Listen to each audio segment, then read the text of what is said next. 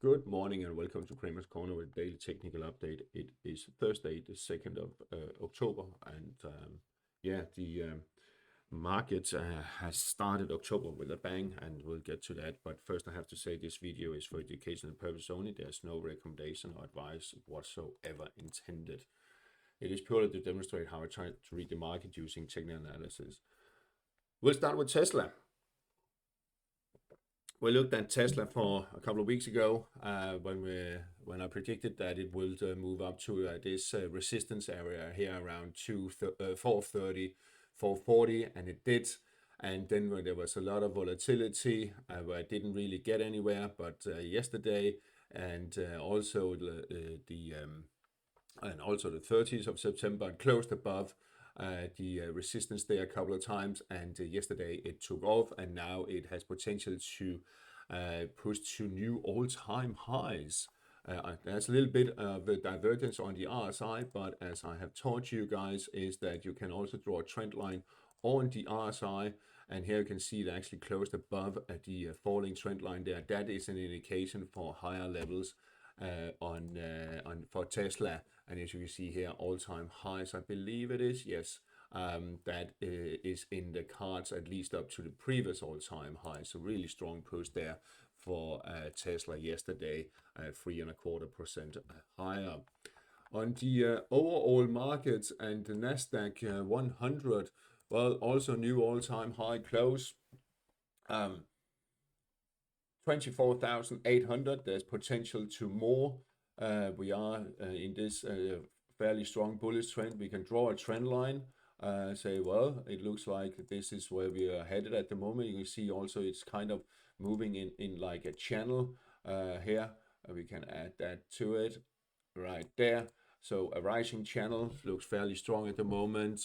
Positive sentiment on the side, slightly divergence, but I wouldn't worry about that too much because both the RSI and the market itself is rising. Pre-market indicated even higher here, about 0.25%. So it seems like we are headed for a new record today if that plays out. Remember, October is also the jinx month where we can have a lot of volatility. We could also have that in September. We didn't get it, but we could also have it in October when earnings are coming in for the third quarter. Here, S&P 500, also new all-time highs, also fairly strong uptrend, and we can do the same thing here with a rising trend line, and you can see also there is a rising channel-like pattern going on. Dow Jones it was a new all-time high close. Let's remove this one. It's disturbing the view a little bit. Nevertheless, we are also here in a rising trend. There is divergence on the RSI though, both on Dow Jones and S&P 500. But if it can close above the falling trend line, well, then it could be a sign of even higher levels for the main indices. In Asia, we have also a new high here on Hang Seng, pushing above 27,000, is headed for 27,700, 800 area, I think, here in the coming days. Also a little bit divergence, but as you can see, very close to cancel it. It could do that before the weekend, so let's see about that. So fairly strong trend also for Hang Seng. Nikkei is warming up to also this bounce here this morning. Here's the Nikkei future, and I think it will push higher in the coming towards the weekend and also going into next week. So we are still in a bullish trend despite the fact there's divergence on the RSI. European markets, also a new push here. We had EuroStoxx50 closing higher yesterday, opening with a gap, almost 1% up here already, pushing higher. So a really strong trend there with the gap, and RSI indicating higher levels. So for now, European stocks seems to be quite strong, in a quite strong move here. There is the CFD also continuing further. Trust the trend. DAX closed yesterday about 24,064, as we said that it should do to establish a bullish trend, and it has done that and gapping higher now. So I think we will see DAX up in the area of 24,500-600 here fairly shortly. I will adjust this. This is the previous peak there. So RSI closed is above 60 threshold now. So expected to push higher in the coming days and weeks. Moving on to the FX market, we have euro dollar that is continuing its bounce a little bit, and I think it will continue towards 118. We are above the 55 moving average, which is rising. We are above 100. We are above the cloud. Positive sentiment on the RSI, no divergence, indicating we are likely to see euro dollar resuming uptrend. If it closes above or moves above 118.20, that will be confirmed. Sterling dollar has bounced yesterday to touch the 50% of this sell-off there. It needs to get above 135.40 to establish a bullish trend. RSI needs to get back above 60 threshold to confirm it. It is in the cards though. We are above 55 moving average. We are above the cloud, so it is not unlikely that scenario play out. Euro sterling is sliding lower, and it seems to has lost its mojo. What we can see, maybe there's a little bit of a rising trend line here that we can have a test of. And if we add the Fibonacci, and I'm not too happy about doing a trend that is so jittery, but we are around the 38.2 retracement here, just around the 87. If it takes out the lows from yesterday, then I think we'll see it down to 86.60 and the lower rising trend line there and the upper part of the cloud. And then I think we could see a bounce. Excuse me. Dollar, yen, as we talked about yesterday or the past few days, that it could sell off to test the lower rising trend line there and the lower part of the cloud, and it did so. It dipped below the 61.8 retracement, and it is likely now to bounce. I think we still have positive sentiment on the RSI, so I think we will see a bounce, but not that strong a bounce. Maybe try to get back above the cloud, but look at this. We have the 200 moving average coming down. That is kind of trying to push it lower. We have 100 that is kind of giving a little bit of support there. But if dollar yen pushes below the 146.20 here, well, then we could see lower levels. So really at the crucial time for dollar yen. Euro yen seems to be bouncing from 50% of this uptrend there. And if we are measuring from this last leg up there, we are around 61.8 retracement. So could we bounce, or will it slide lower? RSI bouncing from the 40 threshold. It probably tested it during the trading yesterday, but it bounced off. So if it starts crawling back above 173, maybe uptrend could resume. If it takes out the lows from yesterday, then we're looking at 171 and 79 here, possibly down to 171 area. Aussie yen testing the support here at 97.20. If it takes out the lows from yesterday, then I think we'll see it pushing lower towards 96.20, 96.40 area where we have some support. Sterling yen support here at 197.85. That is we are trading just above the cloud. We are 100 moving average giving some support. RSI bouncing from 40 threshold. So if we close below, I think actually break would be enough to do that, but it would be even stronger if it closed below the 197.85, and especially if RSI closes below 40 threshold, well, then we are in a bearish trend for sterling yen. Otherwise, a bounce is in the cards.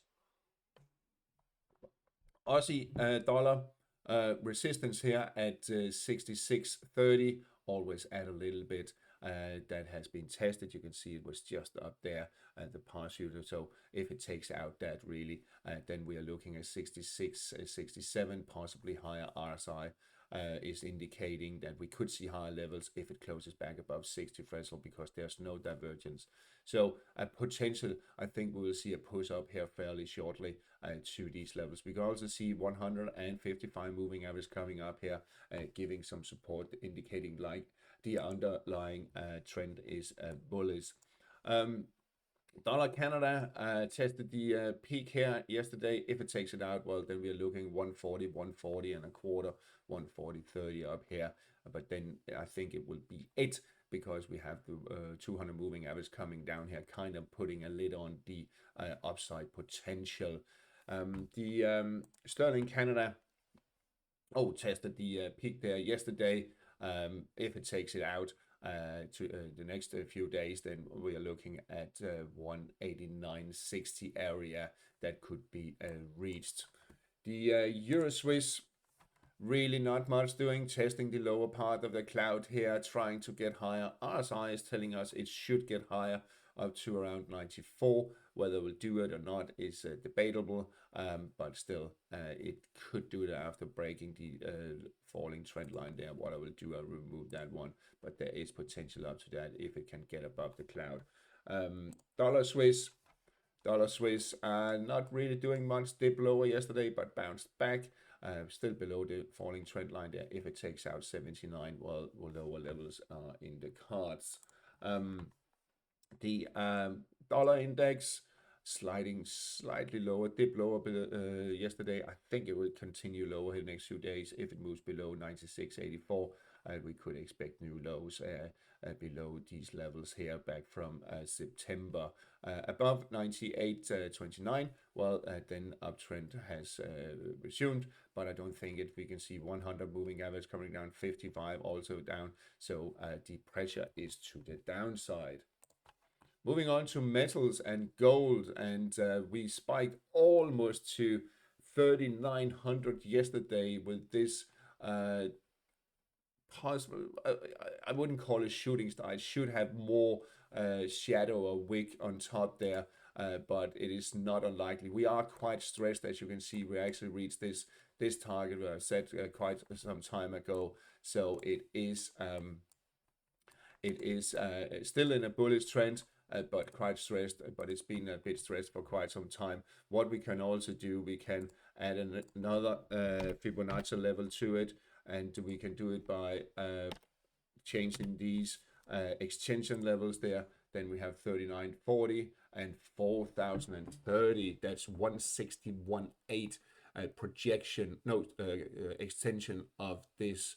You can see it's being added to the breakout price here, so that is the potential if it takes out the peak from yesterday. We are very stretched. We are quite far away from all moving averages, and we can't be that forever in that situation, but for now fairly strong, and I don't have a top and reversal plan in place. I had a couple of times, but it canceled it every single time, so that is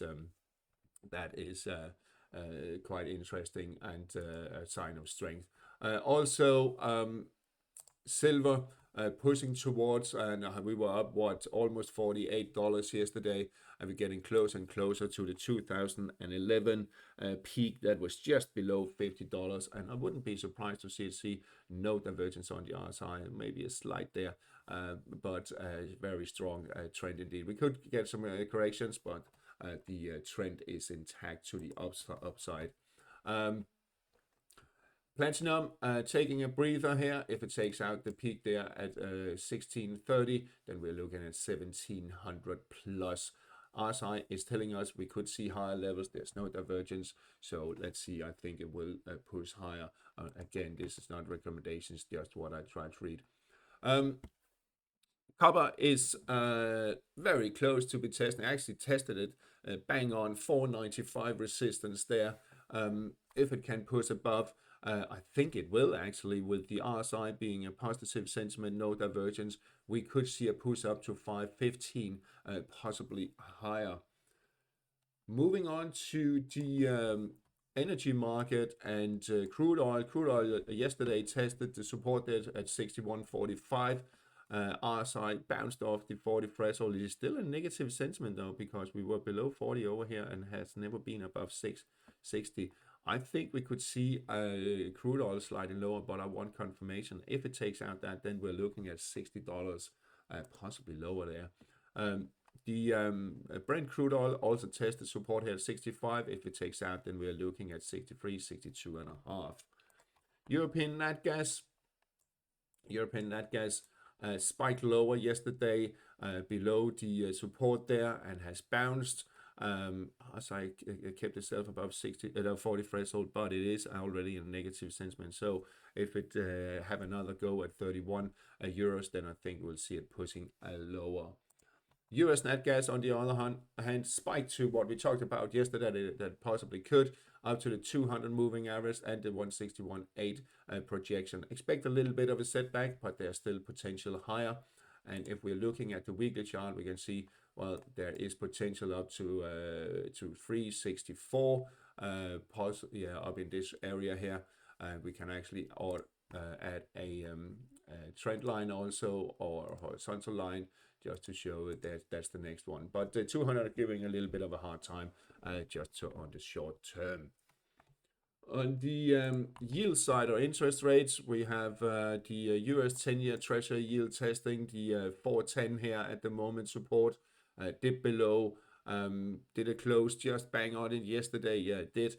I think it could slide lower, but if it takes out the lows from yesterday, and if our side close back below 40 threshold, well, we have another go at 4% there.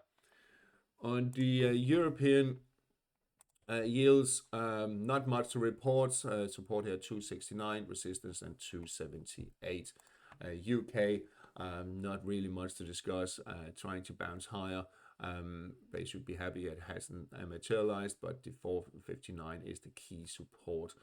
The Japanese, a little bit higher here. I think eventually it will take out 168 and push higher in this uptrend here to continue. Moving on to the cryptos finally here, we have Bitcoin back above 118,000, and I think now it has established a bullish trend. I think it will push higher towards previous peaks here. What was that? Around 124,533. It is not likely we will have to see it up there. Ethereum, well, 4,400. The 61.8 retracement here is testing at the moment. It could be dragged higher, but we are in a slight downtrend. So if it takes out 38.25, then we are down here at 33.50 area. I think we will see a bounce though. All right, that's all for today. Have a nice day and talk to you again tomorrow.